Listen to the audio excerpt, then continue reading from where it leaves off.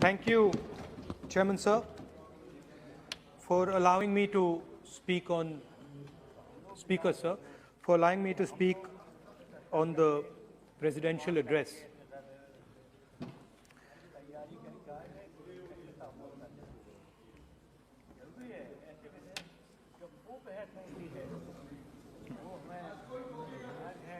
Thank you for allowing me to speak. I felt that the presidential address should have been a strategic address, an address that spoke to India about where we are and where we should be going. What are the challenges we are facing? What are the difficulties we are facing? And what is the potential direction in which we can go? Unfortunately, the presidential address was a long list of things that the government claims to have done, but didn't really contain the deeper strategic issues that we would have liked to see. Also, the presidential address didn't touch a couple of central challenges facing our country. And that's what I would like to discuss today. To me, it seemed that the presidential address was a list of bureaucratic ideas instead of a strategic vision. It looked to me as if it had been constructed not by a vision of leadership, but by a group of bureaucrats who had simply to put something down on paper. So what did the presidential address miss? What did the presidential address not speak about? What did the presidential address hide from the people of India? I think there are three fundamental things that were not spoken about in the presidential address. The first, and what I consider to be the most important, is the idea that there are now two Indias. There is now no longer one India. There are two Indias. One India is for the extremely rich people, for those who have immense wealth, for those who have immense power, for those who do not need a job, for those who do not need water connections, electricity connections, but for those who control the heartbeat of the country. And then another India. Another India. आपके जब नेता बोलेंगे ना, फिर हम भी खड़े होंगे उस समय। एक बात करने दीजिए। ये प्रेसिडेंशियल एड्रेस की एक गरिमा होते हैं। जब आपके प्रवक्ता बोले थे, कोई भी नहीं खड़ा हुआ यहाँ तक। इस गरिमा को मद्देनजर ये चर्चा करना चाहिए। नेता सत्ता पक्ष के भी है, नेता विपक्ष के भी है। हमारे नेता भी बोल रहे हैं, समय हमें दिया गया, इस सूची में हम बोल रहे हैं। अगर आप ये चाहें कि हमारे नेता को बोलने में बाधा डाले जाए, तो मौका हमारे भी आएंगे। आपको नेता जब यहाँ बोलने उठेंगे, हम भी इस तरह की बाधा डालेंगे। ये आपको समझा रहे हैं, चेतावनी दे रहे हैं। ऐसा नहीं, हम लोग डरे हुए नहीं है, हम अपना बात रखना चाहते हैं, अधिकार है हमारा। प्लीज नो प्लीज बैठिए, बोलने सभी अध्यक्ष महोदय। And for my friends in the government, I want to make it clear that the spirit of what I'm saying is not one of criticism. The spirit with which I speak is one of discomfort with the state of our country. And the spirit with which I speak is one where I am worried about what is happening to the country. So you must not take it as a criticism. Take it as a citizen of the country who is concerned about what is going on. धन्यवाद। तो दो हिंदुस्तान बन रहे हैं, एक अमीरों का हिंदुस्तान और दूसरा गरीबों का हिंदुस्तान। और इन दो हिंदुस्तानों के बीच में खाई बढ़ती जा रही है। आपने अभी देखा होगा, अभी दो स्पीकर्स ने बात की, मगर आपने यह नहीं कहा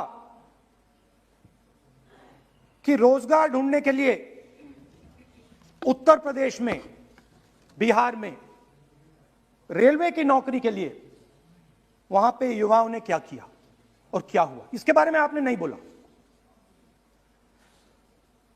गरीब हिंदुस्तान के पास आज रोजगार नहीं है। प्रेसिडेंशियल एड्रेस में बेरोजगारी के बारे में एक शब्द नहीं था। और पूरे हिंदुस्तान में आज हिंदुस्तान का युवा रोजगार ढूंढ रहा है। हर स्टेट में, उत्तर प्रदेश, बिहार, सब जगह हिंदुस्तान का युवा एक ही चीज मांग रहा है, रोजगार हमें दे दो। और आपकी सरकार नहीं दे पा रही। आपको मैं आंकड़ा देना चाहता हूं। इस पिछले साल 3 करोड़ युवा रोजगार खोए हैं। आप बात करते हो रोजगार देने की। 2021 में 3 करोड़ युवा रोजगार खोए हैं। 50 साल से सबसे ज्यादा बेरोजगारी आज हिंदुस्तान में है। आपने मेक इन इंडिया की बात की, स्टार्टअप इंडिया की बात की, मगर जो रोजगार हमें, हमारे युवाओं को मिलना चाहिए वो नहीं मिला, और जो था वो गायब हो गया। और यह सच्चाई है, और इस सच्चाई को आप भी पहचानते हो, क्योंकि आपने भी अपने भाषणों में रोजगार के बारे में कुछ नहीं कहा। कितना रोजगार पैदा किया गया है, किस प्रकार किया गया है, उसके बारे में आपने नहीं बोला। और आप बोल भी नहीं पाएंगे, क्योंकि अगर आप बोलेंगे तो हिंदुस्तान का युवा आपकी ओर देख के कहेगा कि ये मजाक कर रहे हैं। तो ये स्थिति पैदा कैसे हुई? ये दो हिंदुस्तान पैदा कैसे हुए?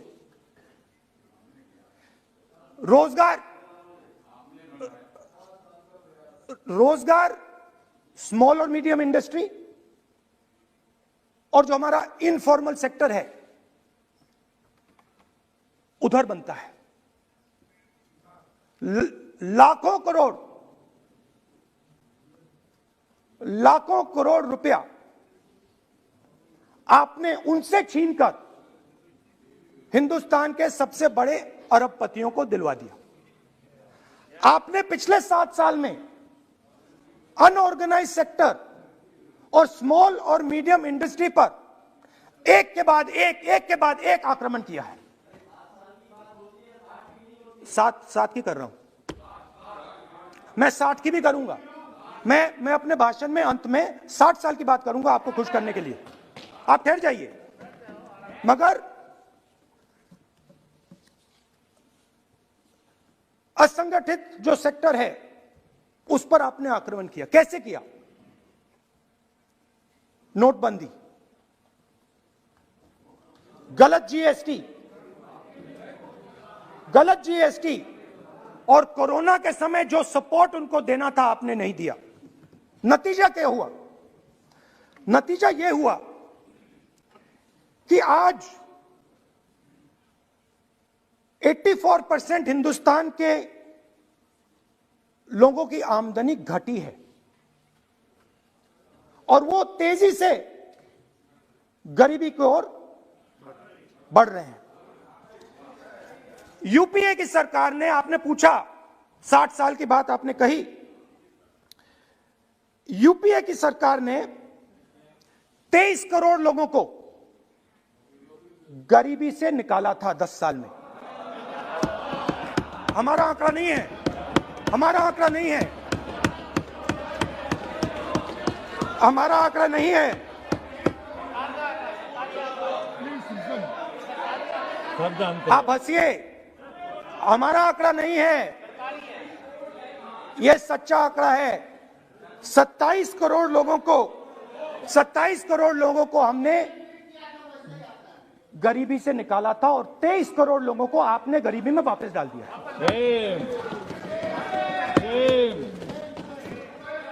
सेम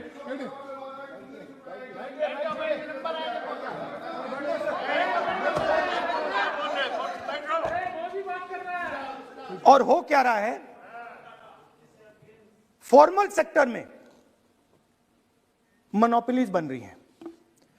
किसी भी आप सेक्टर में देखिए, और सबसे दो मोनोपोलिस्ट के बारे में थोड़ा सा बोलूंगा। उसको वो कोरोना के समय अलग अलग वेरिएंट्स आते हैं ना, डेल्टा, ओमिक्रॉन, वो डबल ए वेरिएंट है और वो पूरा का पूरा हिंदुस्तान की जो अर्थव्यवस्था है उसके अंदर फैल रहा है। आपने बात उठाई तो मैं उसके बारे में पहले बोल देता हूं। एक व्यक्ति को, नाम नहीं लूंगा, एक व्यक्ति को हिंदुस्तान के सब पोर्ट्स,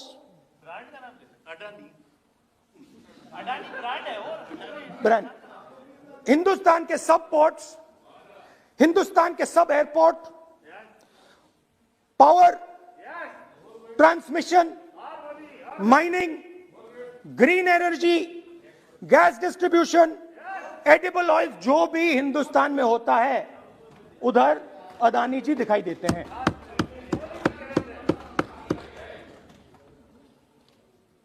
और दूसरी side Ambani ji petrochemicals, telecom, retail, e commerce में मोनोपोलियां। तो पूरा का पूरा धन जो है चुने हुए लोगों के हाथ में जा रहा है। और आपने जो असंगठित सेक्टर को खत्म किया, देखिए अगर आप इनफॉर्मल सेक्टर को खत्म कर देते और मैन्युफैक्चरिंग जॉब्स आप क्रिएट कर देते तो फिर इतनी प्रॉब्लम नहीं आती, फिर दो हिंदुस्तान नहीं बनते। मगर आपने क्या किया, आपने असंगठित सेक्टर को खत्म कर दिया।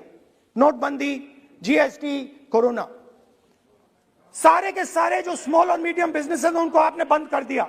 बोलने दीजिए, सारे के सारे जो स्मॉल एंड मीडियम इंडस्ट्री है आपने उसको खत्म कर दिया, नष्ट कर दिया। अगर आप उनकी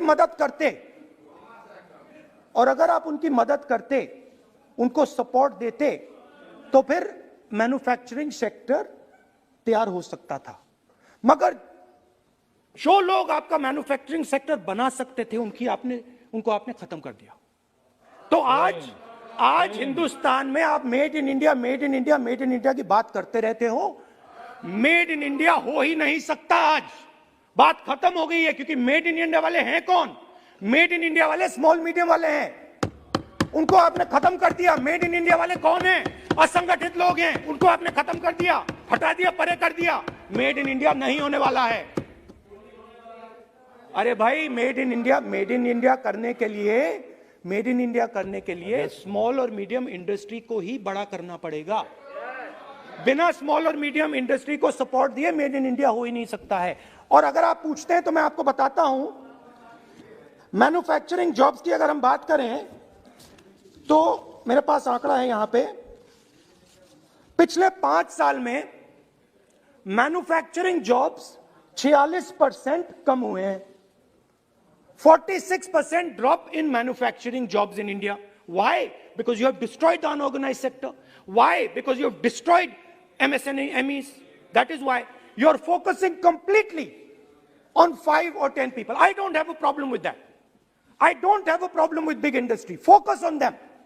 But please realize that they cannot produce jobs for you. Small and medium industry is the only people who can produce jobs for you. That is the reality. और हो क्या रहा है, दो हिंदुस्तान बन रहे हैं। आप यहां पे भाषण देते रहते हो, नया Hindustan, new India, make in India. और कौन से नारे हैं? Startup India. आप ये बोलते रहते हो और देश में बेरोजगारी फैलती जा रही है। और आप ये मत सोचिए कि ये जो गरीब हिंदुस्तान है जिसको आप बना रहे हैं, ये मत सोचिए कि ये चुप बैठा रहेगा। ये मत सोचिए कि ये चुप बैठा रहेगा, ये चुप नहीं बैठा रहेगा। इस हिंदुस्तान को सब कुछ दिख रहा है।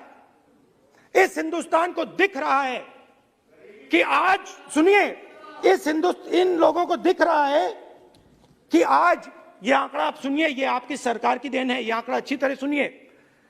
इस गरीब हिंदुस्तान को दिख रहा है कि आज हिंदुस्तान के 100 सबसे अमीर लोगों के पास हिंदुस्तान के 55 करोड़ लोगों से ज्यादा जायदाद है। बात समझिए, 10 लोगों के पास 40% हिंदुस्तान से ज्यादा धन है। 10 लोगों के पास।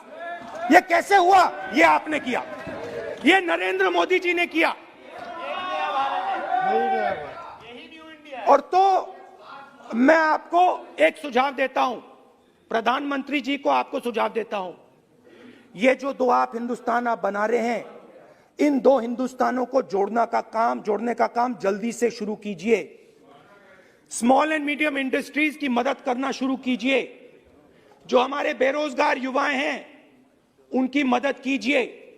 और ये जो आप पूरा का पूरा धन इन्हीं 5-10 लोगों को दे रहे हो, क्योंकि ये आपकी मार्केटिंग करते हैं, आपको टीवी, व्हाट्सएप, फेसबुक पे लगाते हैं, ये काम आप बंद कीजिए, नहीं तो देश का नुकसान होगा। आपका नहीं, देश का नुकसान होगा। तो पहला मेरा सुझाव यह है। नंबर 2 और नंबर 3 भी है, अभी आएगा वो। और वो जो आपने 60 साल की बात कही थी, वो नंबर 3 में आएगा। Now, I'd like to speak. There are आप तो now there are 2 competing visions of this country, which is frankly the main difference between us and them. If you read the Constitution of India, you will find, and many of my colleagues who have not read it should look at it, you will find that India is described as a union of states. India is not described as a nation, it is described as a union of states. What does that mean? That means my brother from Tamil Nadu has to have the same right as my brother from Maharashtra, as my sister from Maharashtra, as my brother from Uttar Pradesh, as my brother from Bihar, as my sister from Manipur, Nagaland, Mizoram. That's what it means. What it means, Jammu Kashmir, of course, Jammu Kashmir, Nagaland, of course, Andaman Nicobar, of course. That is Lakshadweep. Now what is the difference? You have to understand this. This is a serious matter. I would like to have your view on it. And I would like this Parliament House to start serious discussions instead of the type of discussions that we're having. That is why it is serious.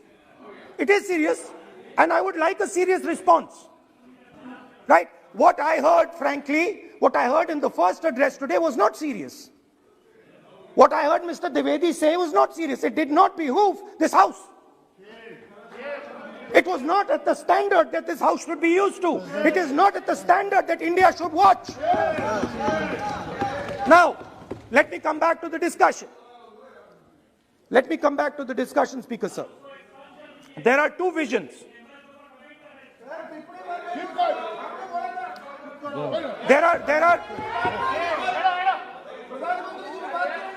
There are 2 visions of this country.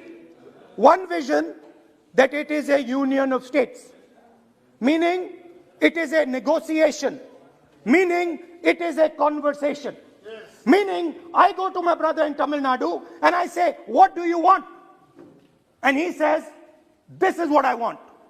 And then he asks me, what do you want? And I say, this is what I want. It is a partnership.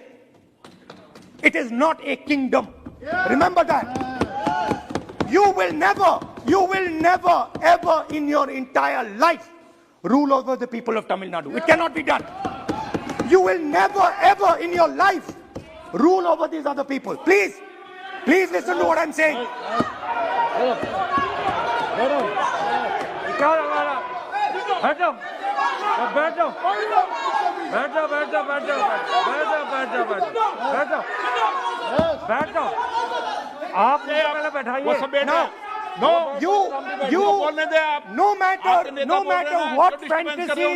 No matter what fantasies you might have, you will never ever rule over the people of the states of India. It has never been done in 3,000 years. Never ever. The only way India has been ruled. And you can look at any empire you want. You can look at Ashoka the Great. You can look at the Mauryas, you can look at the Guptas, you can look at anyone you want. It has always been ruled by conversation and negotiation. Now, what is the problem? The problem is you people are confused. The problem is you people think that these languages, these cultures, these histories, you think that you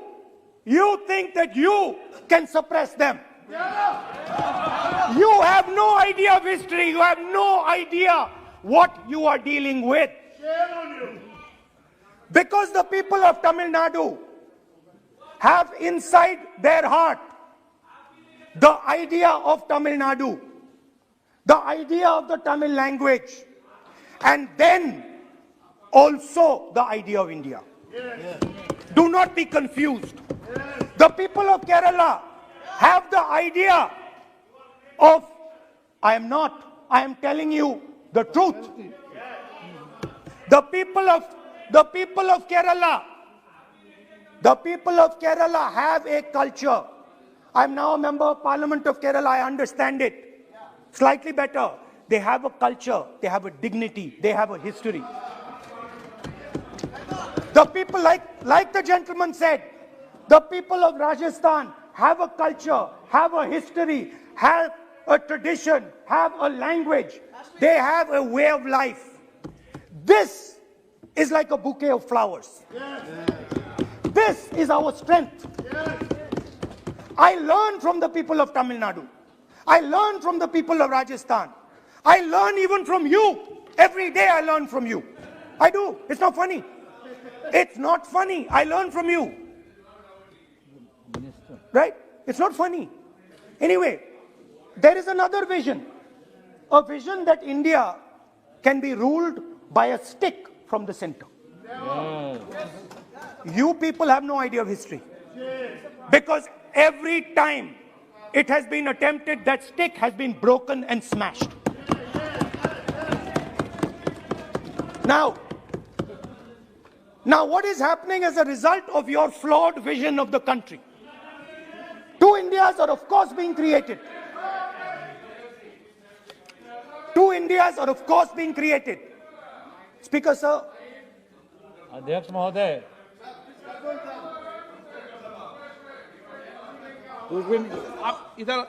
So what is happening? What is happening as a result of this flawed vision?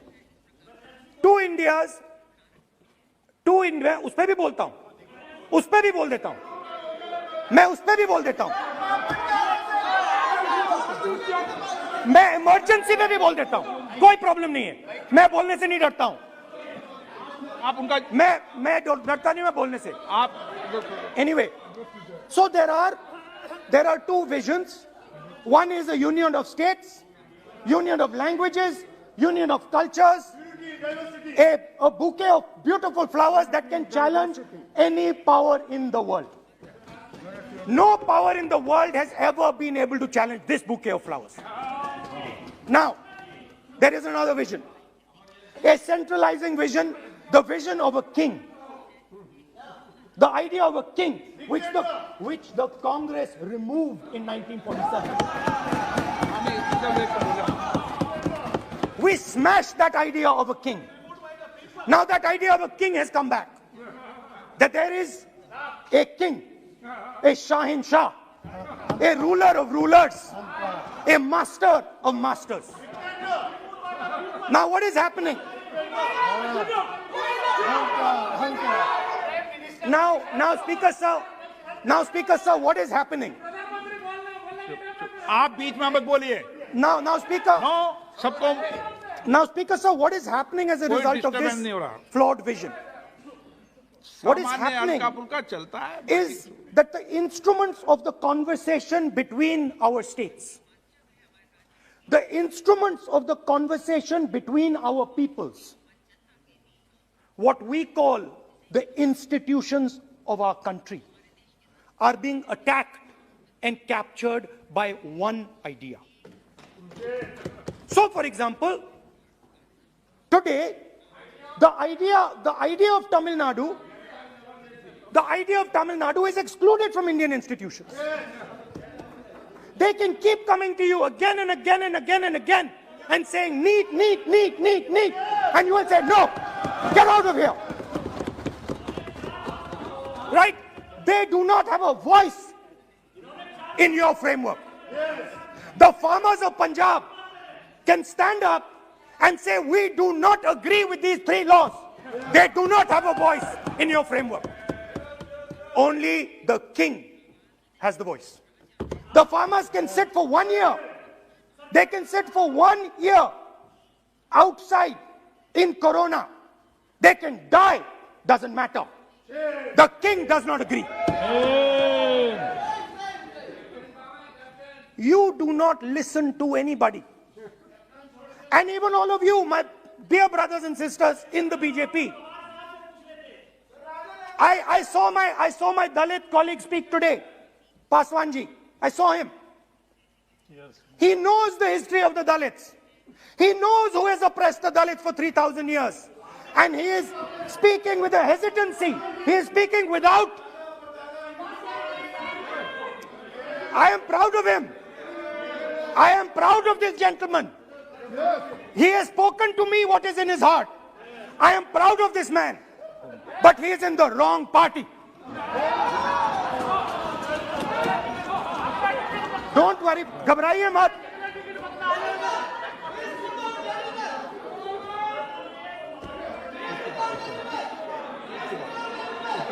नहीं, बीच में नहीं.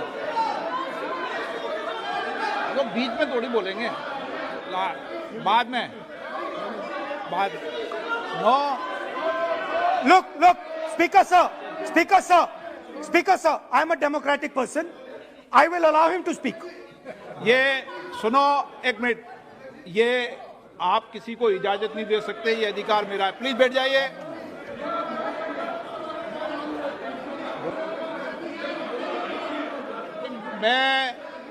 आप वो इजाजत दे सकते हैं क्या आसन को? वो इजाजत देने का अधिकार नहीं है. ये अधिकार आसन का है. किसको इजाजत देनी है, किसको नहीं इजाजत देनी, माननीय राहुल जी प्लीज बैठ जाइए. मैं दूंगा आपको मौका. मैं आपको मौका दूंगा. So, Speaker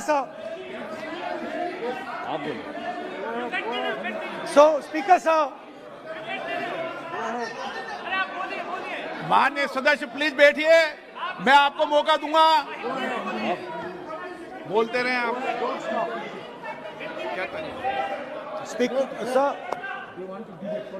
Speaker sir. So this confused ideology, this confused understanding of the nation of India is playing havoc with this country. And I'll give you examples. The judiciary, the election commission, Pegasus. These are all instruments of destroying the voice of the Union of States. When you apply Pegasus on an Indian politician, when the Prime Minister personally goes to Israel and authorizes the use of Pegasus in India, he is attacking the people of Tamil Nadu. He is attacking the people of Assam. He is attacking the people of Kerala. He is attacking the people of Bengal. एक minute, point of order, 52-1. 352-1. A particular organization has captured the institutional framework of the country and is attacking the voice of the different states of this country. And my fear is that you will get a reaction from that voice. My fear is that this attack that you're carrying out on the institutional framework of this country is going to get a response from the Union of States. And you're fiddling. I understand this. You might not appreciate it, but my great-grandfather spent 15 years in jail building this thing. My grandmother was shot 32 times and my father was blown into bits. So I understand a little bit about what this country is. My blood has been sacrificed, not by me, by my great-grandfather, by my grandmother, by my father for this country. So I understand what it is. And you are fiddling with something very, very dangerous. And I am advising you, stop. Because if you do not stop, you will create a problem.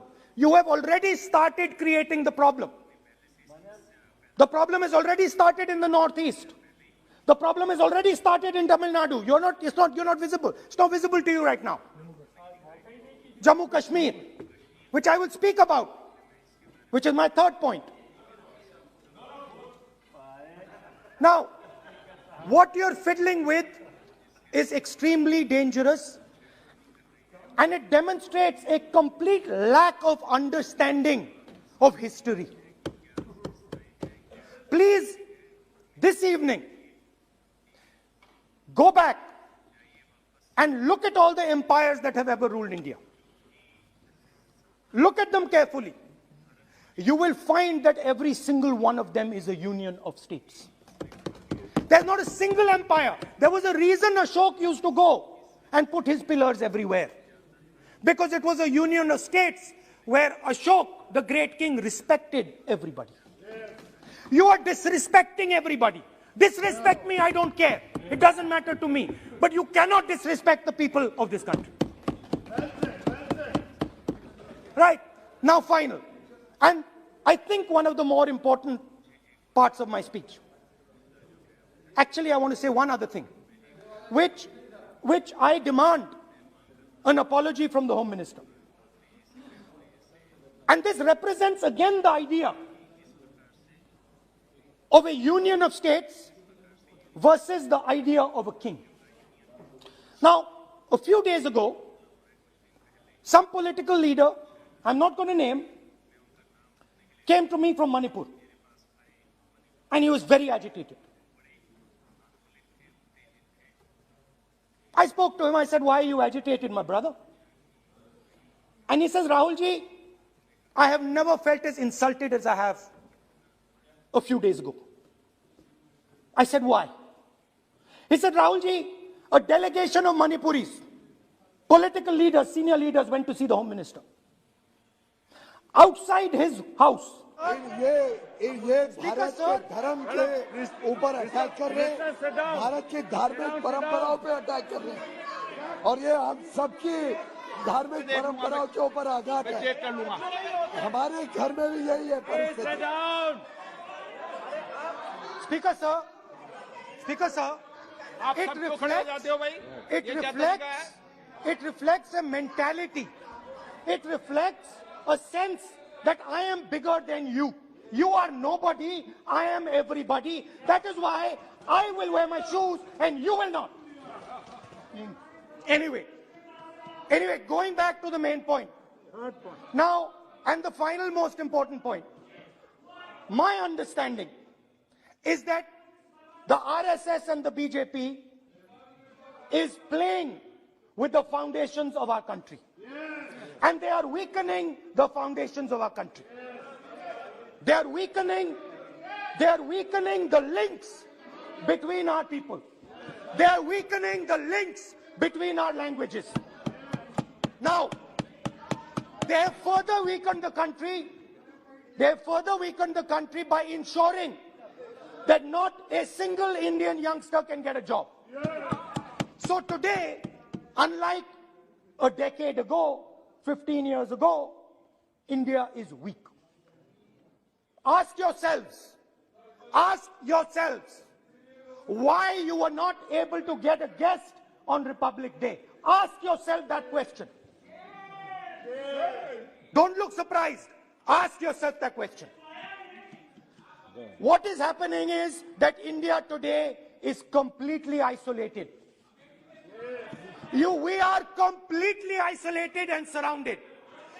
We are surrounded in Sri Lanka, Nepal, Burma, Pakistan, Afghanistan, China, everywhere we are surrounded. And our opponents understand our position. Please let me speak, because I'm saying something very serious, right? I'm saying something very serious. Let me say, we have been weakened. The conversation between our people is not taking place. Our institutions are under attack, and we are completely surrounded. The Chinese have a very clear vision of what they want to do. They are very, very clear about what they want to do. And one second, please. The single biggest, you can ask anybody who understands, the single biggest strategic goal of India's foreign policy has been to keep Pakistan and China separate. This is fundamental for India. And what you have done is you have brought them together. Today, do not be under any illusion. Do not underestimate the force that is standing in front of you. Do not underestimate the power that stands in front of us. Do not underestimate it. You have brought Pakistan and China together, and this is the single biggest crime that you could commit against the people of India. China has a clear vision, and I can clearly see, without any confusion in my mind, that China has a plan. China has a plan.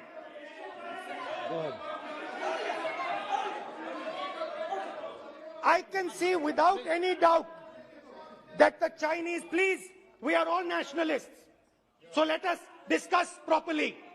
I can see that China has a clear-cut plan. The foundations of their plan have been put in place in Doklam and in Ladakh. Do not underestimate what we are facing. This is a very, very serious threat to the Indian nation.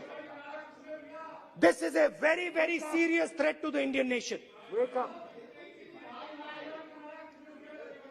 We have made huge strategic mistakes in Jammu and Kashmir. We have made huge strategic mistakes in our foreign policy. And if we do not correct those mistakes, what are the mistakes? I have just told you. You have brought China and Pakistan together. You have brought China and Pakistan together. You have taken the concept of two different fronts and converted it into one unified front. And by the way, in case you haven't realized it, in case you haven't understood what's going on, it is very clear that the Chinese and the Pakistanis are planning. Look at the weapons that they are buying. Look at their activity. Look at the way they are talking. Look at who they are speaking to.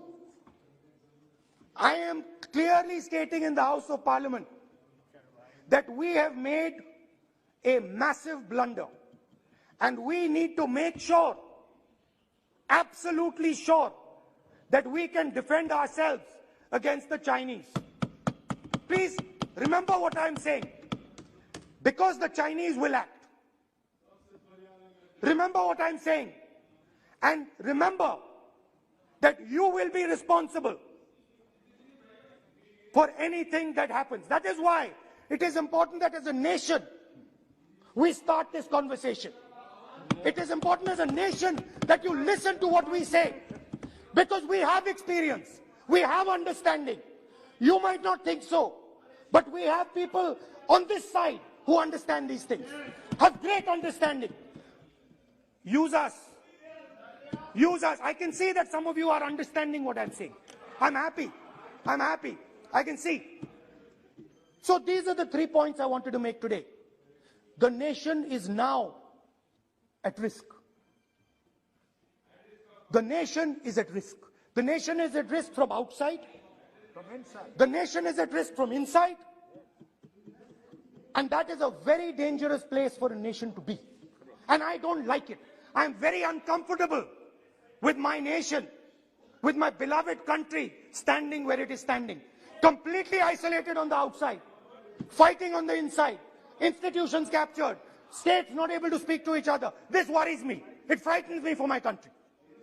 And so that is why I thought it was important that I speak today. I know that many of you will just rubbish what I'm saying. I understand it. That's what you've been told to do. And I'm happy to let you do it. But remember what I said. You are putting this nation, this wonderful nation and its people at huge risk. Stop. Thank you.